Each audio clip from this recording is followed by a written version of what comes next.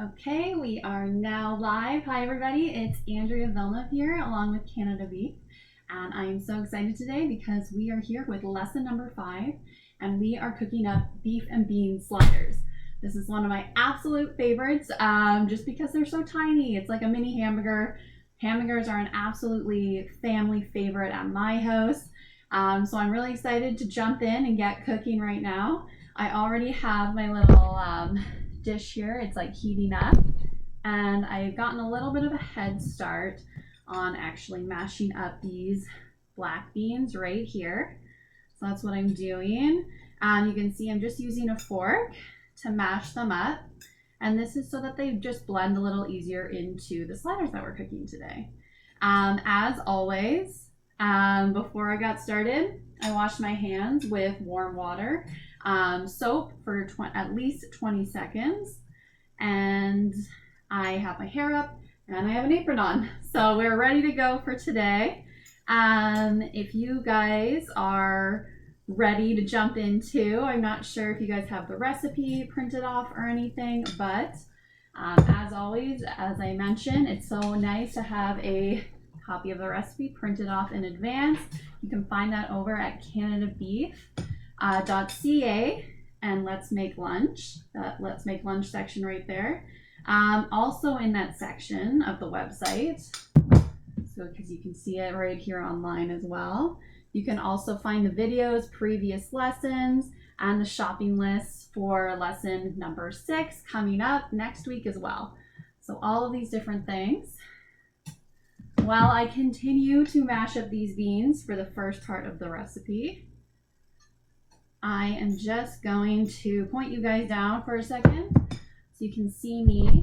I'm going to start cooking the onions. So this has been preheated. I just have my hand, I can feel the heat coming off of it. I'm going to put a little bit of oil in the pan. There we go, a little bit of oil. And I'm going to pop the onions right in here too. Here it's starting up, a nice little sizzle because we preheated it. And I'll just give this a nice little stir around. There we go. And this just gives the onions a little bit of a head start before we have it ready to add it to the pan as well. There we go. So one of the best things about this recipe too is just the fact that black beans, as I've mentioned before in other lessons, go incredibly well with beef. They go so well because beans contain non-hem iron and ground beef contains hem iron. So hem iron is more readily absorbed by our human bodies. Basically, that means that we can use it easier. But what happens, and it's really interesting, is that when you eat beans with beef, is that you actually absorb more of the non-hem iron from the beans because of the hem iron that's found in beef. And in fact, you actually absorb 150 times more iron from the beans. So they work really, really well together. That's something that I really like about nutrition in general, is just how well you get to learn how well different foods work together from a nutritional standpoint.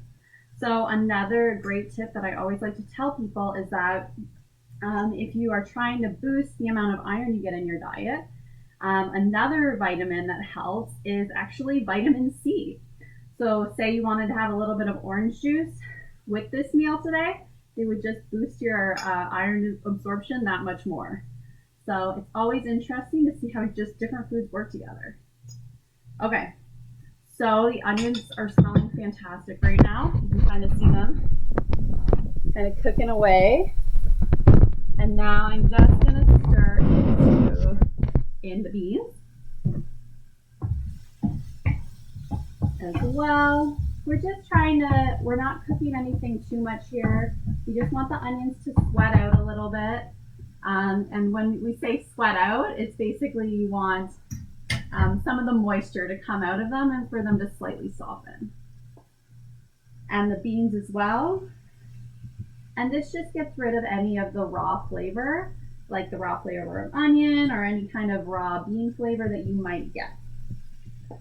So, and once again, this was canned black beans that we're using, and I drained and rinsed them, and then we just mashed them up really well so that they'll blend in really nicely along with the ground meat once we add it all together. So I'm just stirring this up. Ooh. So I'm just stirring this up here. I'll give you guys a little bit of an overhead shot. Now it's not always easy to see. There we go. So just mixing the beans in. I also do this very frequently. I'll either use beans to make sort of like an at-home blended burger, or I'll use mushrooms is another way to do it. I will pulse mushrooms in a blender if you have it at home. You can chop them up nice and really small yourself by hand, or you can use a food processor if you happen to have one. And then I cook those up with onions, kind of similar to how we're doing the beans right now. And when all of that is said and done, then I mix that in with the ground meat. So I just want to say that there are so many different ways that you can make blended burgers. And I really like to encourage people to do this at home because basically the more you cook at home, the more you know what's actually going into your food. That's a number one thing with anytime you're cooking for your health, is that yes, like going out to restaurants is a great treat, really nice, but it is at the end of the day more affordable to cook at home, and then you just have more control about what's actually going into your food. Okay, so these beans are nice and we cook them up just enough. So I'm going to put them, we're going to transfer them now into this bowl. I'll point you guys down for a quick sec. There we go. Here we go. Okay. There we go. Okay. Set this aside. And there you go. And you can kind of see that it already kind of imitates the texture and consistency of a ground meat product. So that's a huge thing as well, is that if you're going to be blending veggies into it, I always like to get them down to the size roughly that your ground meat product will be as well. Okay. Oh, you know what? Actually, I did just forget a step. While the beans were on the stovetop, I was supposed to actually add salt and pepper. I have here salt and pepper, and I was also supposed to add some garlic powder, and I did not do that. So no big deal. This is a perfect example of when things are happening in the kitchen and you don't quite do them in the right order. It's okay. Just think through it, and we can just add the seasoning now. It's not a big deal. So I'm sprinkling the salt and pepper, and then I'm also going to be adding the garlic powder as well. And I'll just give that a really good stir to make sure that it is all incorporated. Go. Put you guys down again so you can see me kind of stirring it all in. See, no big deal. That's the more comfortable you get in the kitchen, the more you'll be comfortable with just kind of making adjustments like that. It's okay, there's always a fix, almost always a fix if you've missed a step or that kind of thing. So don't panic if that happens at all. Also, this is good because it gives me a good opportunity to kind of cool down the beans basically. So basically the whole thing about me wanting to cool down the beans is so that this is a mixture where you're going to use your hands a lot. So I just wanted to make sure that it is cooled down before you're handling it. Okay, so but now it's pretty cool, and I will make sure to incorporate everything well. So basically we're going to get started with actually making the burger patties. So I'm going to be putting in, this is lean ground beef. So I'll put this in. There we go. And then the other ingredients are We have a 1/4 cup right here of breadcrumbs, dry breadcrumbs. And we have 1 egg. And that is pretty much it. And I just wanted to remind everybody that basically what we did earlier was we already seasoned it by adding in the salt and pepper as well as the garlic powder. You can get creative with those seasonings as well. And I'm just mixing everything up so that it's well incorporated.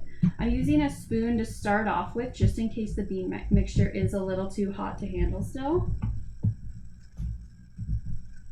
And then I will just start to use my hands.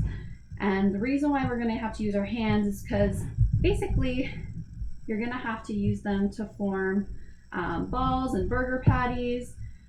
So this is a great mixture if you are going to make literally anything that you can think of in terms of meatballs, in terms of meatloaf, burgers. All of these things kind of come from a similar mixture. So I'll show you guys how to basically shape all of those things. Here we go. So it's pretty much there in terms of being mixed up. So I'm going to put my pan on. So right now I'm going to be using a cast iron grilling pan. And I'm just going to preheat it while I'm forming the patties. There we go. And I will just brush it with a little bit of oil over here, just to make sure that it doesn't stick. If you don't have this kind of pan, it's okay. This just like makes it so that it has lines on it, but you can just use a regular frying pan, okay? So at home, feel completely comfortable to just use a regular frying pan, okay? It'll be the exact same process. Okay, so I've oiled the pan. Now I'm going to put my hands in here to continue mixing this. There we go. And this is how you just make sure that everything is evenly distributed throughout the entire mixture, okay? It's very important that you get a little bit of the egg, a little bit of the breadcrumbs, a little bit of the beans, a little bit of the meat, and all of the seasoning mixed throughout evenly, okay? So don't be afraid to get in there and really go for it. Okay, so now we have our mixture, and what you're gonna do, I will start off with making a burger. So what you're gonna do is I'm actually going to use a 1/4 measuring cup. Woo. I'm gonna start off using a 1/4 measuring cup, like this right here. And this actually makes the perfect size for a slider. So a slider is just a mini burger basically, okay?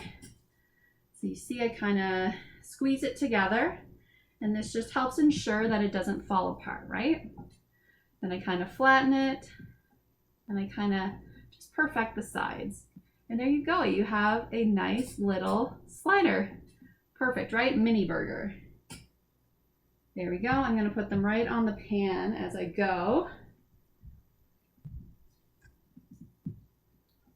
And I will just make a couple of these.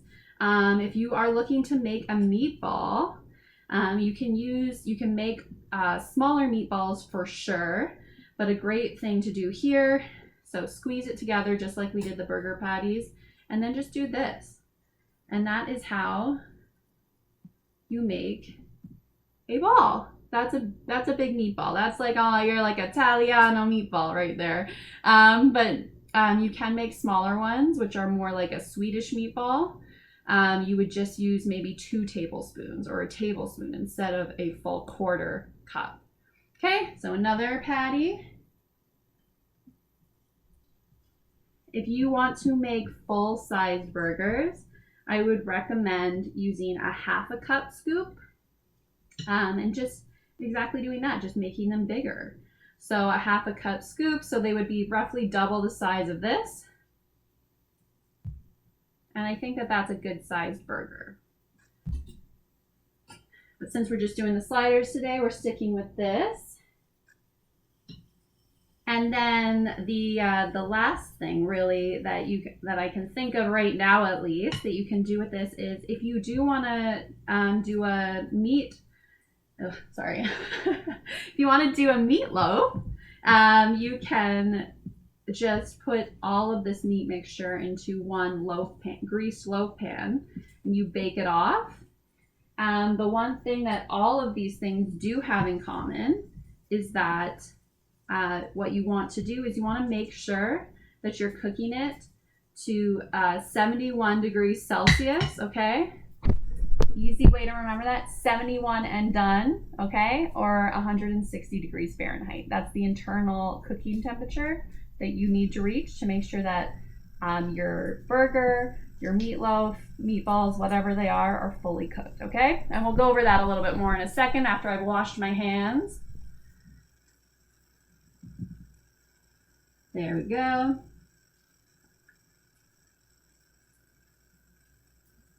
I'll just put that one in the middle. There we go. And I'll just set this aside for now. And since I have just touched raw meat, I'm going to obviously immediately wash my hands with soap and water. Warm water and soap. Kind of push here. There we go. And the hamburgers are just cooking away. So right now, what we're going to do is we're going to let them cook for 6 minutes on each side.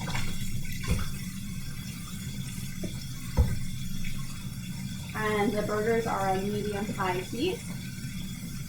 And when you see in cooking directions that it says, okay, like you are going to roughly cook them for 6 minutes on each side, what you're really trying to do is, that's a rough estimate, but you'll actually know they're done when you're using a meat thermometer. Okay. So my hands are all clean. I'll just give them a dry off. Also, while you guys are cooking along, please send us pictures. We absolutely love seeing your family's cooking adventures on Facebook. Please, share them. We love to see them, and I love to see how these recipes turn out at home for you guys. What you think, how it all went for you guys. I hope you guys really like this one because I know burgers are like an absolute favorite in my house. So I hope they're an absolute favorite in your house too. So I'll just show you guys while they're kind of cooking away. There we go. Yummy. Okay, so just some tips that we'll go through. I'll quickly put on the timer over here. There we go, so that we know when to flip them. So what we'll be using actually is a meat thermometer, which we have right here. And this is really the only way to know if your ground meat product is fully cooked. And just so you know, so the whole 71 and done, I want you guys to remember that. So say it again at home with me. 71 and done. That's 71 degrees Celsius. That's when you know that once you've inserted this into the ground meat product, like your burgers, like your meatloaf, that's when you know it's cooked, okay? Or as mentioned, that's 160 degrees Fahrenheit or 71 degrees Celsius. That means your burger is done, okay? So while we are waiting for these to kind of cook, I just wanted to go over a couple more tips with the meat thermometer. So just so you guys know, that 71 and done rule is true for all ground meat products. So it's true for beef, it's true for ground pork. You basically need to make sure that there is no pink remaining in the center of your ground meat products. That is a food safety concern. So we want to just make sure that you guys at home are cooking everything to a safe internal temperature. And I wanted to go over, when you are checking and using a meat thermometer, there is a little dimple on your meat thermometer that you'll notice, so that when you insert it into the burger or you're inserting it into whatever ground meat product you're trying to cook, you want to make sure that it goes past that dimple, okay? And that's just because otherwise the meat thermometer can't get an accurate reading. And so basically, make sure you hit up to the dimple, okay? And those are the main things when it comes to using a meat thermometer. So, and not only, what I really love to tell people at the end of the day is that not only does using a meat thermometer help you be safe, it also helps ensures that you don't end up overcooking your meat at the end of the day, which is a huge issue. So for example, it's a great tool when you're cooking steaks at home because you can get an accurate reading so that you can know if you're cooking it to medium rare, well done, whatever you desire at home. You can use a meat thermometer to make sure that you get perfect results every time. So it's not only a food safety thing, it's also for best quality at the end of the day. Okay, so these are kind of sizzling. You can see them going. And I'm gonna get ready to flip them pretty soon. I kind of talked a little bit. Yeah, exactly. It's like 1 more minute till we flip them. So I'm going to just grab a flipper right here. Here we go. So that we can flip over these burgers. Okay. So I'll kind of point you guys down so you can see what I'm doing. There we go. Woo.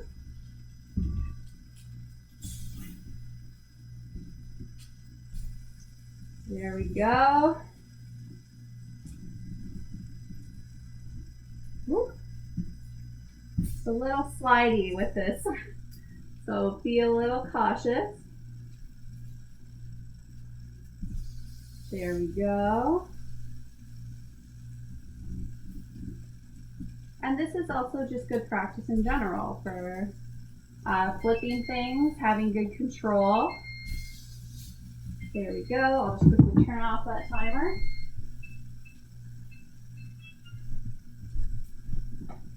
And you'll kind of see that with what I have here, we have some really beautiful grill marks going on.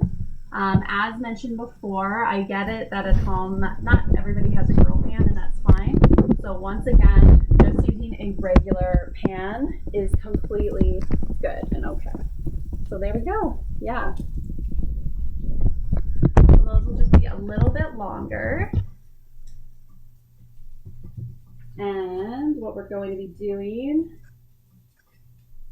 okay, and so I will just show you some of the little like extras that we have to go along with these. So for the sliders, we have little slider buns. They're so cute and tiny. Trying to think of what I can put these next to for scale right here. They are basically, a tiny burger will always be cute, right? At the end of the day. But yeah, if you have just regular burgers at home, then just make regular burgers. That's absolutely fine. You know that I'm a big proponent for cook with what you have at home and use what you feel comfortable with and what you actually like to eat as well. It's important to try new things, but if you know you like something, don't be afraid to go back to it. So here you can kind of see I have all my toppings kind of laid out. We have our little slider buns.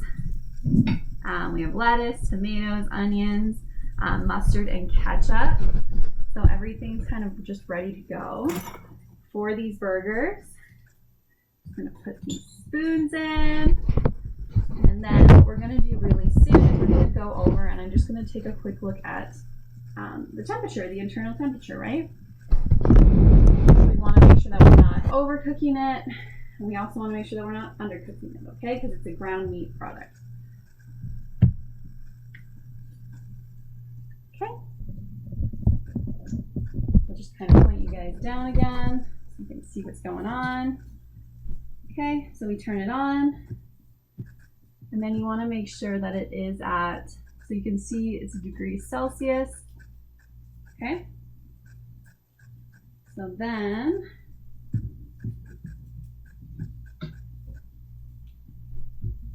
I will just kind of insert this. Remember, once again, we're inserting it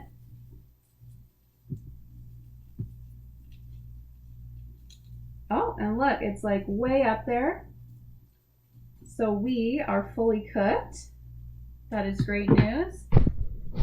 Just another tip, if it does shoot up like that, and it did shoot up pretty quickly for me, so I'm actually going to lift the burger, the little sliders that we have here, out of the pan, and I'm going to retake the test just to make sure that it didn't hit the bottom of the pan accidentally, because that can sometimes give you a false reading.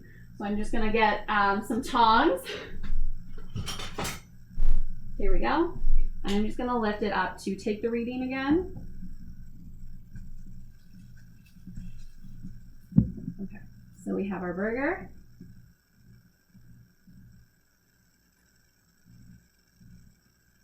Oh yeah, no, it shot up again. These are fully cooked, safe to eat, so we can turn off the burner.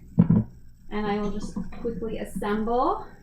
I'm kind of wondering what you guys at home, what your favorite burger toppings are. I'm gonna make up my favorite burger right now. But yeah, what's your favorite thing? Do you like ketchup? Do you like mustard? Do you like putting tomatoes and lettuce? All of these things. So I'm just gonna I'll probably have some 2 sliders for lunch. That sounds good. Right here, put a little bit of lettuce on the bottom because I like the nice crispness that lettuce offers.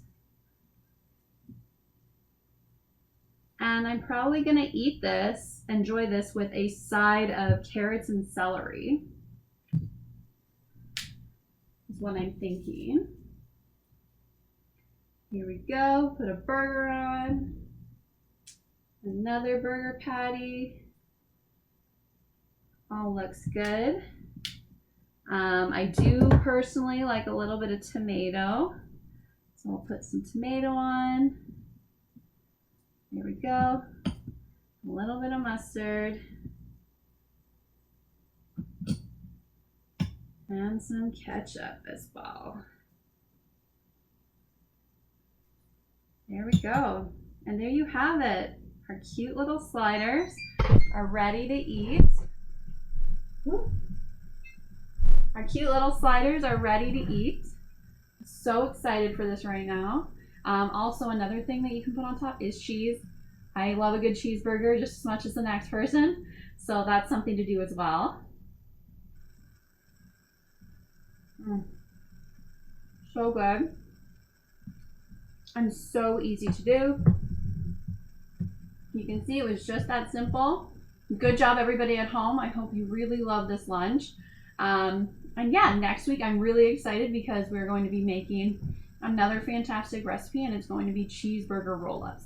This is a recipe that people absolutely love on the Canada Beef website. So I'm really excited to share it with you guys for lesson number 6. And that's once again cheeseburger roll-ups. Thank you so much for joining me for lesson number 5 for the beef and bean sliders. Absolutely delicious. For next week's recipe, as well as the shopping list, go to canadabeef.ca/letsmakelunch. Otherwise, please share your lunch adventures. Thank you so much, everybody. And yeah, have a good lunch. Bye.